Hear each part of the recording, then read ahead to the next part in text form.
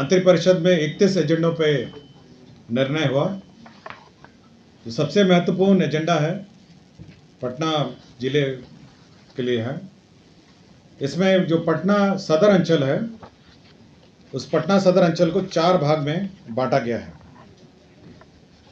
अब पटना सदर अंचल जो है 4 भाग में होंगे और इन अंचलों के नाम मैं पढ़ देता हूं। पहला अंचल होगा पाटलिपुत्र अंचल, दूसरा अंचल होगा पटना सदर अंचल, तीसरा अंचल होगा पटना सिटी अंचल और चौथा होगा दीदारगंज अंचल। तो 4 अंचलों में जो पटना सदर अंचल पहला था उसको बांटा गया है। इसका कार्यान्वयन राजस्व एवं भूमि सुधार विभाग इसकी तिथि निर्धारित करेगी कि जो पटना सदर अंचल है उसको 4 अंचलों में विभाजित किया जाएगा। पहला अंचल का नाम है पटना, मैं सारे अंचल के नाम पढ़ देता हूं। पहला अंचल है पाटलिपुत्र अंचल, दूसरा अंचल है पटना सिटी अंचल, तीसरा अंचल है दीदारगंज अंचल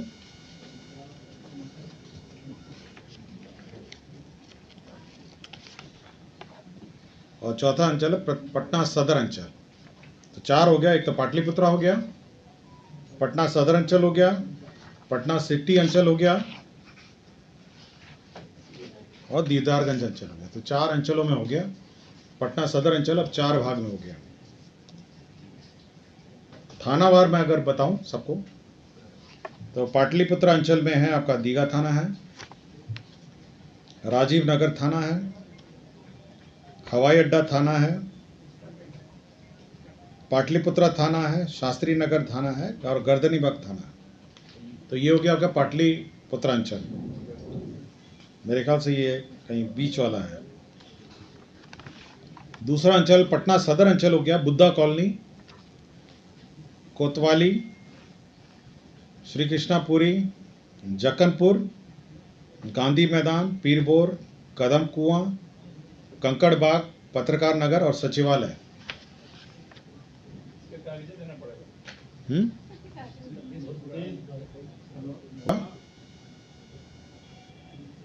बहादुरपुर, सुल्तानगंज, आलमगंज, खाजकला चौक, माल सलामी, मेहदीगंज, आदम कुआं, ये हो गया आपका पटना सिटी अंचल।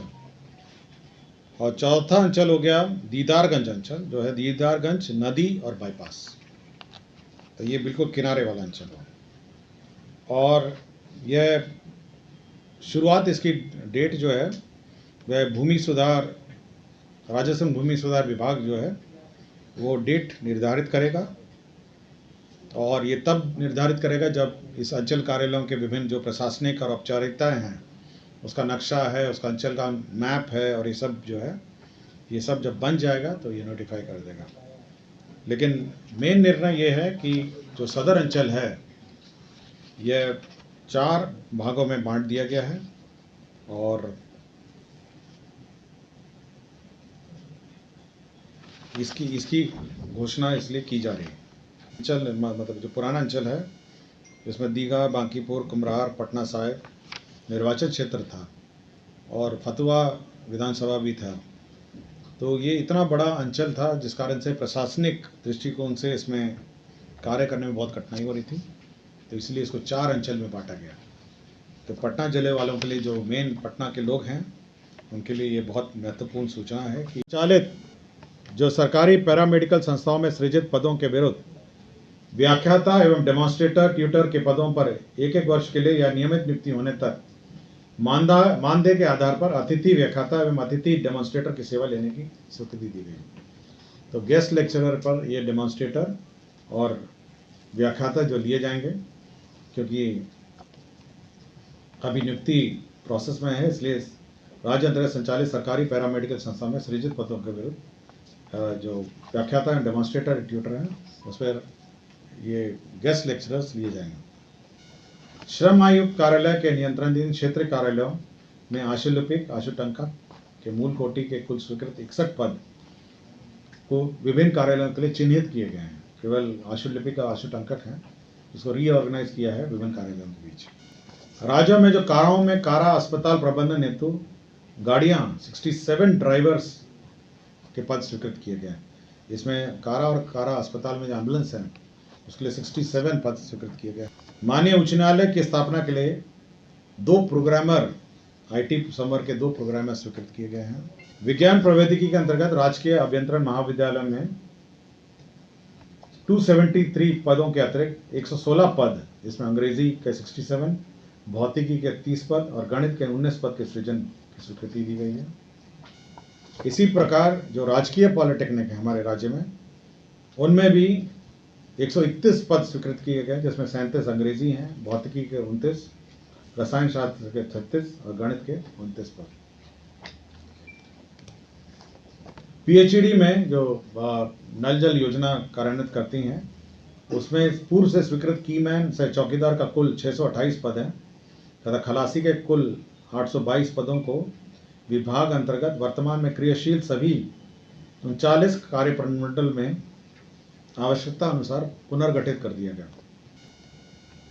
लघु जल संसाधन विभाग के अंतर्गत मुख्यालय हेतु वाहन चालक के 3 अतिरिक्त पदों का स्वीकृत किया गया है।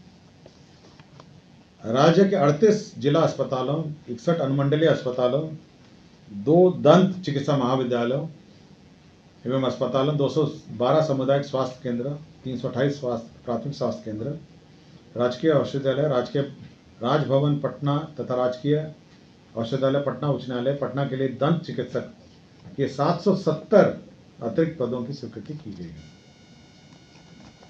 बिहार मत्स्य निषेध और उत्पाद अधिनियम के अंतर्गत सहरसा न्याय मंडल में अपर जिला एवं सत्र न्यायाधीश का 1 पद सृजन किया गया है। नालंदा जिला अंतर्गत राजगीर में निर्माणाधीन राज्य खेल अकादमी एवं अंतर्राष्ट्रीय मानक के क्रिकेट स्टेडियम के लिए 33 संविदा आधारित पद। खेल विभाग ने अपने जितने भी पद हैं, पुराने पद हैं, उसको मर्ज करते हुए 466 अतिरिक्त पदों का सृजन किया है। बिहार उद्यान सेवा के अंतर्गत समूह क समूह ख के पदों के सृजन एवं संपरिवर्तन किया गया है। कृषि विभाग सेवा कोटि 9 सांख्यिकी के समूह क एवं ख के पदों के सृजन एवं संपरिवर्तन किया गया है।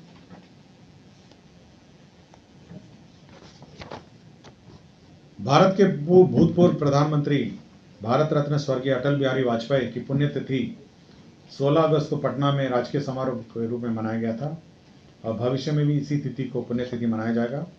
इसकी घटनोत्तर स्वीकृति जो सरकार ने आदेश निर्गत किया है, उसकी घटनोत्तर स्वीकृति दी है। बिहार सेवा संहिता के नियम 21 परिशिष्ट 3 के कार्याध्यक्षों और अधीक्षालयों के सूची के क्रमांक 33 के बाद क्रमांक 34 में महाअधिवक्ता बिहार कार्यालय को जोड़ा गया है। इसका मतलब यह है कि जो हमारे कार्यालय अध्यक्ष होते हैं उसकी सूची एक लिस्ट होती है, तो उसमें महाअधिवक्ता का भी कार्यालय अलग से कार्यालय घोषित किया गया है। अब महाअधिवक्ता का कार्यालय जो पूर्ण रूपेण एक अलग कार्यालय के रूप में काम करेगा।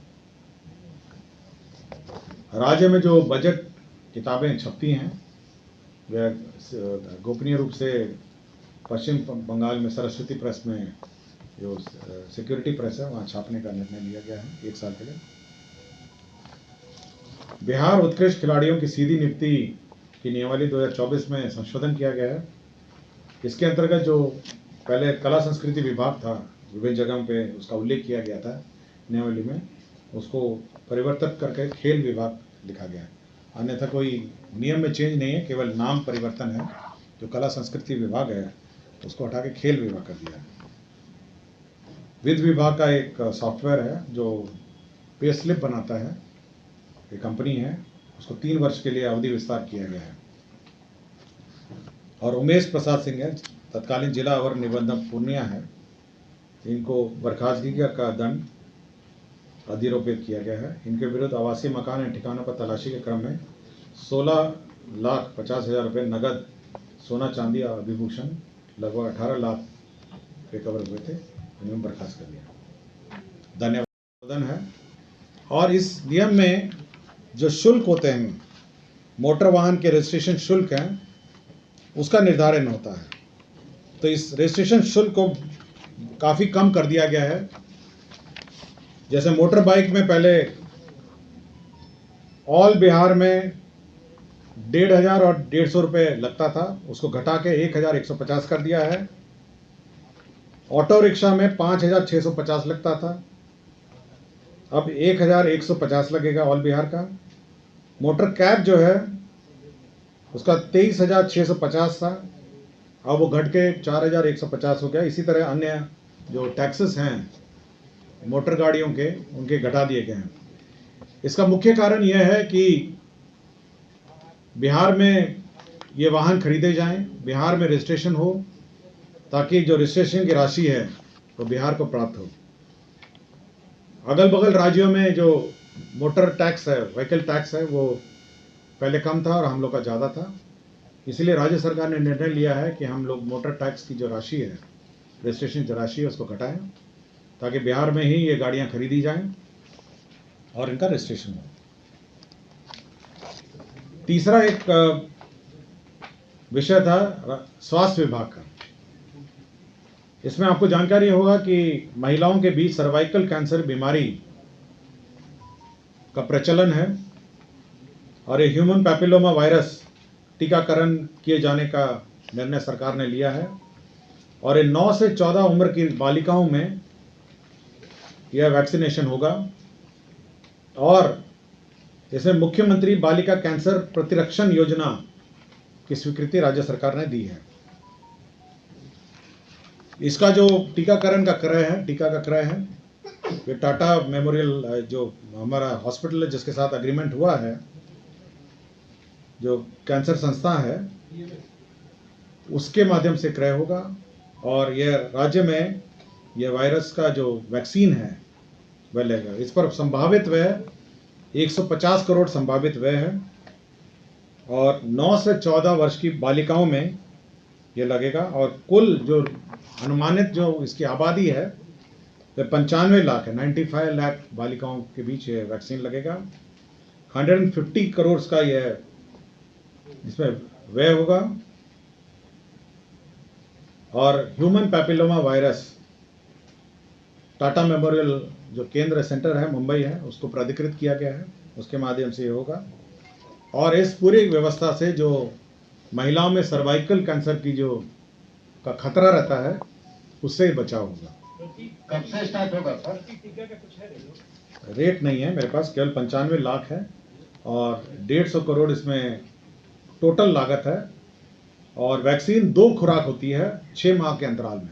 निकाय के जो कर्मी हैं उनको 7th पे रिवीजन का लाभ दिया जा रहा है और इनको जो लाभ है 1/1/2016 से वैचारिक रूप से दिया जाएगा, किंतु तो आर्थिक रूप से यह राज्य में जो आम नागरिक हैं उनके लिए एक आईटी डिपार्टमेंट का ये प्रस्ताव था, जिसमें 85 करोड़ 23 लाख का है। इसमें जो सॉफ्टवेयर है, बिहार वन करके एक सॉफ्टवेयर का निर्माण किया जाएगा और इसके अंतर्गत जो राज्य सरकार राज्य में सोशल रजिस्ट्री का निर्माण किया जाएगा। सोशल रजिस्ट्री, इसका मतलब ये है कि जो भी लाभुक हैं, लाभान्वित होंगे, उनको एक सोशल रजिस्ट्री नंबर दिया जाएगा और किसी को भी लाभ अगर प्राप्त किया जाना है तो ये सोशल रजिस्ट्री में उनको रजिस्टर करना पड़ेगा। इससे यह पता चलेगा कि किसी एक सोशल रजिस्ट्री, किसी एक व्यक्ति को राज्य सरकार कितने कितने प्रकार के लाभ दे सकती है। और बिहार वन का एक मतलब ये है कि एक ही सिंगल पोर्टल में सभी सेवाएं, जो सभी सेवाएं हैं वो सिंगल पोर्टल के माध्यम से दी जाएंगी। मतलब आपका सिंगल लॉगिन होगा, सिंगल आपका यूजर नेम पासवर्ड होगा, उसके माध्यम से आप सिंगल विंडो ऑपरेशंस करेंगे और किसी भी प्रकार का लाभ के लिए आपको वहाँ एक ही जगह पर रजिस्टर करना पड़ेगा और उसी सोशल रजिस्ट्री के माध्यम से, सोशल सॉफ्टवेयर के माध्यम से ये लाभ मिलेगा। तो इसमें 85 करोड़ 23 लाख रुपए इसको लगेंगे। पथ निर्माण विभाग का यह एक पथ निर्माण विभाग में दरभंगा जिला अंतर्गत दरभंगा एवं लहरियासराय रेलवे स्टेशनों के बीच स्थित रेलवे क्रॉसिंग संख्या 25 स्पेशल के बदले पहुंच पथ सहित आरओबी के निर्माण हेतु 106 करोड़ 5,72,000 रुपए राजस्व सहित कुल 134 करोड़ 67,23,000 के अनुमानित लागत पर यह आरओबी बनाने का निर्णय लिया है। स्टेशनों के बीच स्थित लेवल क्रॉसिंग 33/B1 के बदले पहुंच पथ सहित आरओबी के निर्माण हेतु 174 करोड़ 43 लाख अनुमानित लागत पर प्रशासनिक स्वीकृति। ये बिल्कुल मेरे ख्याल से ये नवादा शहर के बीच में है, ये रेलवे लाइन है और इस पर लेवल क्रॉसिंग में आरओबी बनाया जा रहा है। खगड़िया में भी कॉस्ट शेयरिंग के आधार पर खगड़िया जिला अंतर्गत खगड़िया परिहारा बखरी लिंक पथ के खगड़िया रेलवे स्टेशन में से उमेश नगर रेलवे स्टेशन के बीच अवस्थित लेवल क्रॉसिंग संख्या 24 के बदले आरओबी के निर्माण हेतु 101 करोड़ 81,85,000 मात्र के अनुमानित लागत पर प्रशासनिक स्वीकृति दी गई है। श्रम संसाधन विभाग के अंतर्गत 7 निश्चय योजना अंतर्गत संचालित पूर्वी चंपारण जिला अंतर्गत रक्सौल अनुमंडल में औद्योगिक प्रशिक्षण संस्था रक्सौल के भवन का निर्माण ITI रक्सौल में भवन निर्माण की स्वीकृति दी है। इस पर 32 करोड़ 66,02,000 रुपये लगेंगे।